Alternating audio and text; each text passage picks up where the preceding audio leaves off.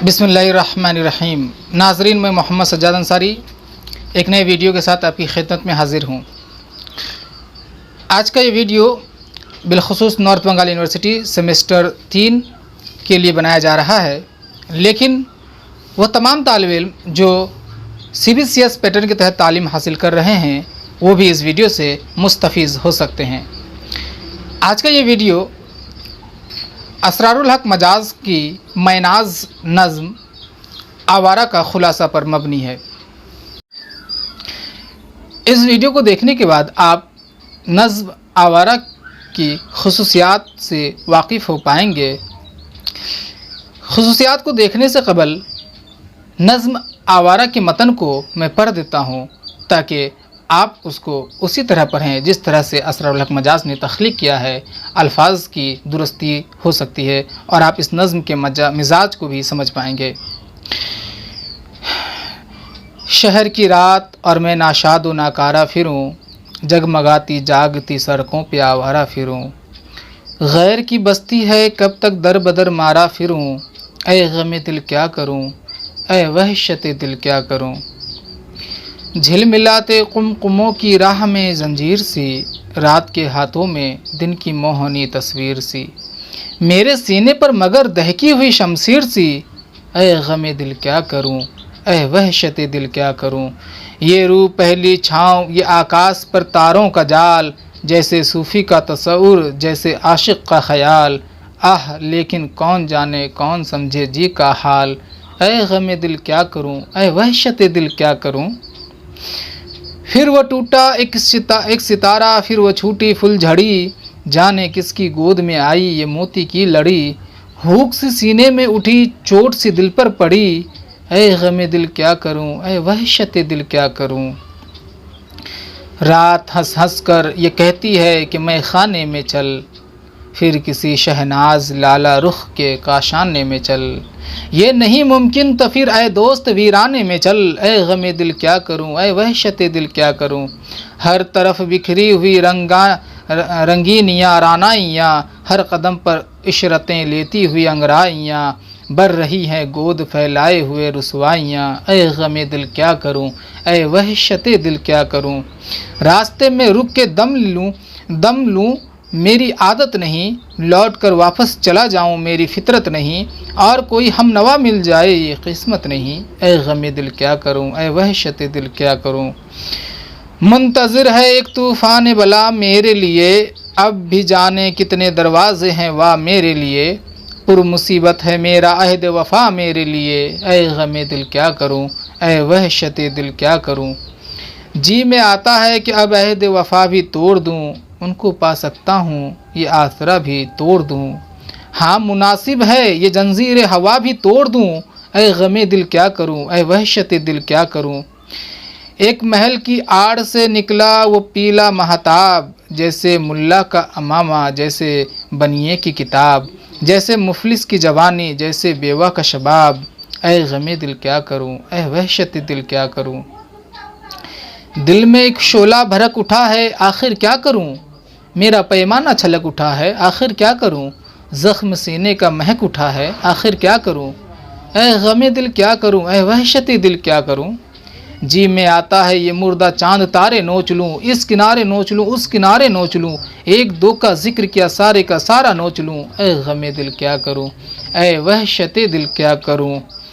मुफलिसी और ये मज़ाहिर है नज़र के सामने, सैकड़ों सुल्तान जाबिर हैं नज़र के सामने, सैकड़ों चंगेज़ व नादिर हैं नज़र के सामने, ऐ गमे दिल क्या करूं, ऐ वहशत दिल क्या करूं।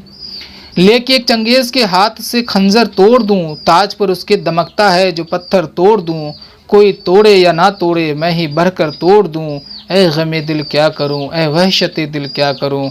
भर के उस इंद्र सबा का साजो सामा फूंक दूं, इसका गुलशन फूंक दूं, उसका शबिस्तां फूंक दूं, तख्त सुल्तां क्या मैं सारा कसर सुल्तां फूंक दूं, ऐ गमे दिल क्या करूं, ऐ वहशत दिल क्या करूं। शहर की रात और मैं नाशाद तो नाकारा फिरूं, जगमगाती जागती सड़कों पे आवारा फिरूं। गैर की बस्ती है कब तक दर बदर मारा फिरूं, ऐ गमे दिल क्या करूं, ऐ वहशत दिल क्या करूं। नाज़रीन, आप नज़्म आवारा के मतन को मुलाहिज़ा फरमा रहे थे, अब आप देखेंगे नज़्म आवारा का खुलासा व तज्ज़िया। आप इस वीडियो को मुकम्मल देखें। अगर आपको ये वीडियो पसंद आ जाए तो लाइक करें, वीडियो के हवाले से अपनी कीमती राय का इजहार कमेंट में करें और अपने दोस्तों अहबाब तक शेयर भी करें। नज़्म आवारा न सिर्फ मजाज की बेहतरीन नज़मों में से एक है, बल्कि उर्दू शायरी की भी अहम और नुमाइंदा नज़्म करार दी जा सकती है। ये नज़्म जहाँ मजाज की रोमानियत की मज़हर है और अपने अहद की अक्कास है, वहीं शायर की फ़नी हुनरमंदी का भी एहसास कराती है। यानी इस नज़्म को पढ़ के आप असरारुल हक मजाज के दौर को पूरी तरह से समझ पाएंगे कि उसके दौर में क्या हो रहा था। और यही नज़्म ये नज़्म मजाज के उन नज़्मों में शामिल है जो इनके फ़नी हुनरमंदी का सबूत है। इस नज़्म में शायर ने एक फ़र्द की हिस्सियाती और जज्बाती ज़िंदगी की रुदाद को इंतहाई फ़नकाराना शूर के साथ पेश किया है। यानी ये नज़्म बुनियादी तौर पर एक फ़र्द के जज्बातों को पेश किया है, लेकिन ये शख्स कौन है? शायर ख़ुद है। नज़्म दाखिली ख़ुद कलामी की शक्ल में आहिस्ता, दाखिली ख़ुद कलामी यानी कि ख़ुद से ही बात कर रहा है। जिस तरह से एक इंसान परेशान हो और किस तरह से वो परेशान होने के बाद ख़ुद से बात करने लगता है, तो ये ख़ुद कलामी है जो शायर जिस लहजे को शायर ने इस नज़्म के लिए मुंतखब किया है, बढ़ती है और अपने नुक्ता उरूज पर पहुंचकर संगीन सूरत हाल अख्तियार कर लेती है।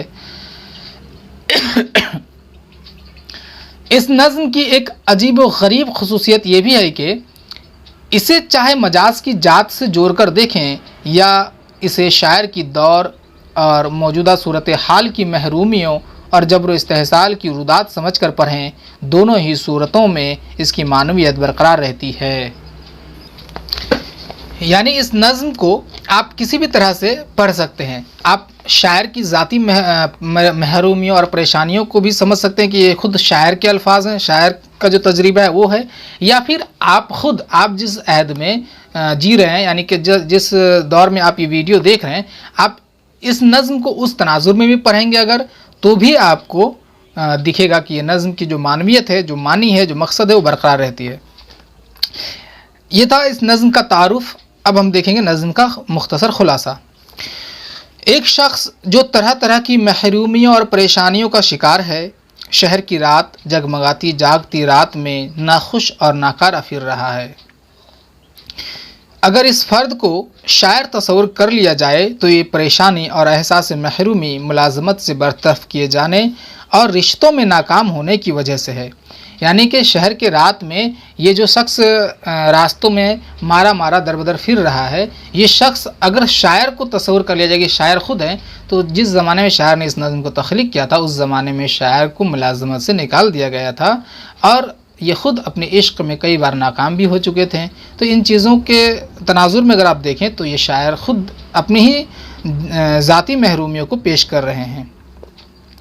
गरज के एक तरफ शायर की ज़ाती महरूमियाँ हैं तो दूसरी तरफ शहर की बेइल्तिफ़ाती, यानी एक तरफ तो शायर ख़ुद परेशान है अपने आप में, लेकिन दूसरी तरफ जब इंसान परेशान हो तो उसे उसकी तीमारदार करने के लिए लोगों का होना ज़रूरी है, उसके हाल पूछने के लिए, उसको सहारा देने के लिए। लेकिन शायर जब यहाँ शहर में परेशान घूम रहा है तो कोई भी उसके पास नहीं है, शहर बेगाना की तरह पेश आ रहा है। ये जागती जगमगाती सड़क जितनी सनती और मादी तरक्की का मज़हर है, उतनी ही बेमुरव्वत है और इंसानी रिश्तों से नाआशना है। यानी कि यहाँ पे शायर ने शहर पे तंज़ किया है कि शहर की जो ज़िंदगी होती है, आप उसको देखेंगे तो आपको बहुत ज़्यादा दिलकश नज़र आएगा। हर तरफ रंगीनी है, चकाचौंध है, हर तरफ चमक दमक है, लेकिन इंसानों के अंदर में इंसानियत ख़त्म हो चुकी है, इंसान मुर्दा हो चुके हैं, इंसानी रिश्तों का शहर में कोई लेना देना नहीं है।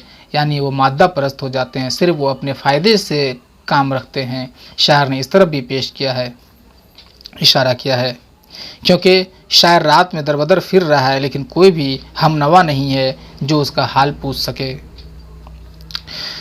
ऐसे में शायर गम और वहशत में मुब्तला होना ऐन फितरी बात है।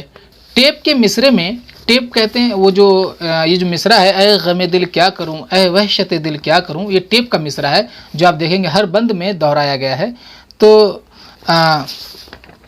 टेप के मिसरे में गम, वहशत और क्या करूं जैसे अल्फाज भी बहुत बामानी और तख्लीकी तौर पर इस्तेमाल हुए हैं। यहाँ रदीफ क्या करूं की तकरार से एहसास की शिद्दत का बखूबी इजहार होता है जो पूरे नज़्म पर गालिब है। रदीफ क्या करूं शायर की बेबसी और नारसाई के साथ हालात की नारसाई का भी मज़हर है। यानी कि ये जो टेप का जो मिसरा है ये पूरे नज़्म का जो है मिजाज है, जिसमें शायर ने बेबसी और परेशानी, महरूमी को पेश किया है कि ऐ गमे दिल क्या करूं, ऐ वहशत दिल क्या करूं। यहाँ पे जो भी लफ्ज़ है वो पूरी तरह से मानी खेज़ है।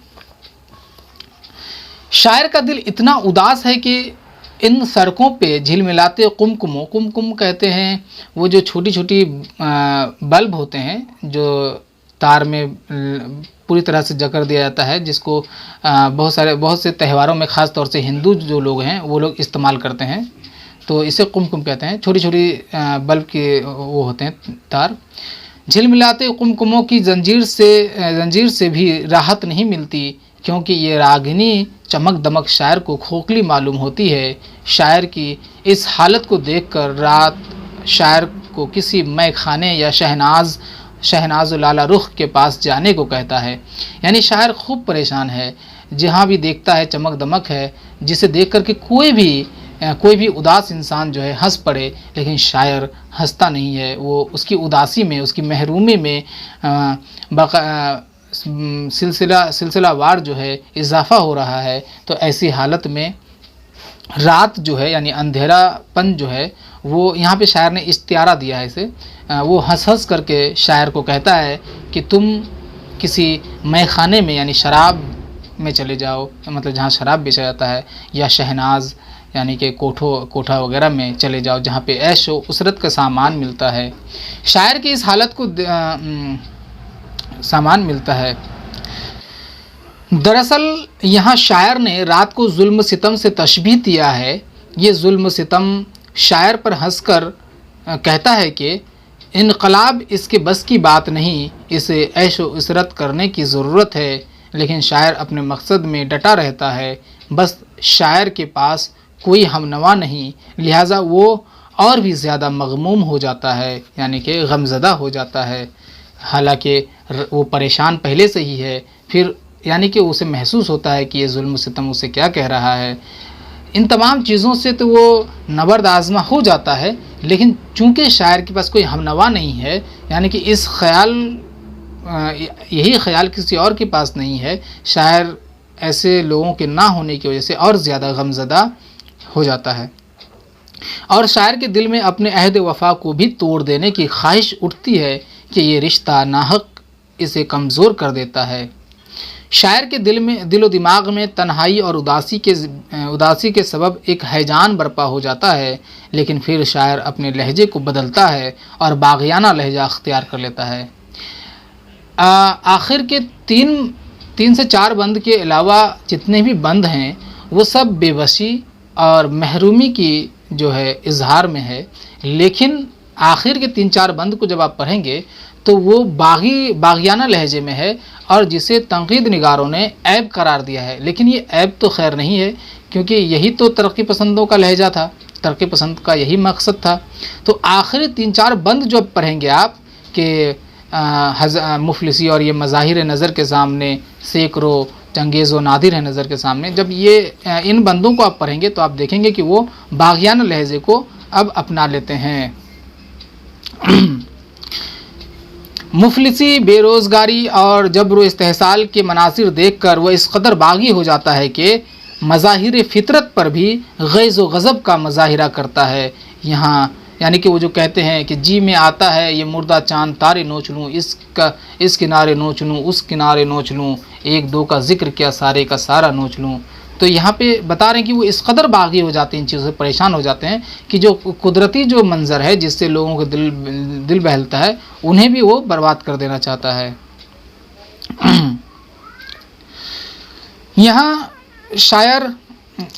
शायर की तवज्जो का मरकज़ एक तरफ मुफलिसी के गुनागुन मज़ाहिर हैं तो दूसरी तरफ उस दौर के चंगेज़ और नादिर भी हैं। चंगेज़ और नादिर जो है वो जुल्म की अलामत के तौर पर इस्तेमाल होते हैं। ये दोनों ही हुक्मरान थे, चंगेज़ और नादिर। तो बता रहे हैं कि हर ज़माने में जब हुक्मरान जुल्म करते हैं तो उसे चंगेज़ और नादिर से तशबीह दिया जाता है। तो कहते दूसरी तरफ इस दौर के चंगेज़ और नादिर भी हैं जो एक दो नहीं सैकड़ों हज़ारों की तादाद में हैं। शायर इन चंगेज़ों और नादिरों की मातहती को एक पल के लिए भी बर्दाश्त नहीं करने को तैयार नहीं हैं। वह इसके लिए किसी इनकलाब का मुंतज़िर नहीं बल्कि ख़ुद ही इनकलाब का नक़ीब बनकर सामने आ रहा है और अपने मकसद को साफ ज़ाहिर कर देता है कि इसकी ख्वाहिश है कि अब इस दौर में जबर व इस्तेहसाल की याद दिलाने वाली कोई चीज़ बाकी नहीं रहनी चाहिए। यानी कि वो जो मुफलिसी है और जो जबर इस्तेहसाल है इससे तो परेशान बहुत है, लेकिन दूसरी तरफ ये चंगेज़ और नादिर जो हुक्मरान है जो जुल्म कर रहे हैं इनसे भी वो बहुत परेशान है। और इन चीज़ों के जैसे वो किसी इनकलाब के इंतज़ार में नहीं कि इनकलाब आएगी और फिर जो है इन चीज़ों से छुटकारा मिलेगा, नहीं, वो ख़ुद तन्हा जो है चाहते हैं कि इन चीज़ों से लड़ा जाए। आप आखिर के दो बंदों को पढ़ेंगे तो इसका इजहार आपको दिखेगा कि लेके एक चंगेज़ के हाथों से खंजर तोड़ दूं, ताज पर उसके दमकता है जो पत्थर तोड़ दूं, कोई तोड़े या ना तोड़े मैं ही भरकर तोड़ दूं। यानी कि वो किसी इनकलाब के मुंतज़िर नहीं है, वो ख़ुद नक़ीब बन करके वो ख़ुद इनकलाब का जो है पैगाम सब तक पहुँचाना चाहते हैं। तो ये था नज़्म आवारा का ख़ुलासा। उम्मीद है कि आप इस ख़ुलासे को समझे होंगे और इससे आप फैज़याब हुए होंगे। अगर आपको वीडियो पसंद आता है तो आप इस वीडियो को लाइक करें और वीडियो के हवाले से अपनी कीमती राय का इजहार कमेंट बॉक्स में करें। अगर आपको कहीं पे मेरी गलती दिखी हो तो उसकी निशानदही करें ताकि मैं शुक्रिया के साथ उसे दुरुस्त कर लूँ। अगर आपको किसी और मौजू पर वीडियो भी चाहिए तो आप फरमाइश कर सकते हैं, इंशाअल्लाह जल्द अज जल्द पूरा किया जाएगा। अब इजाज़त दीजिए। अस्सलामु अलैकुम।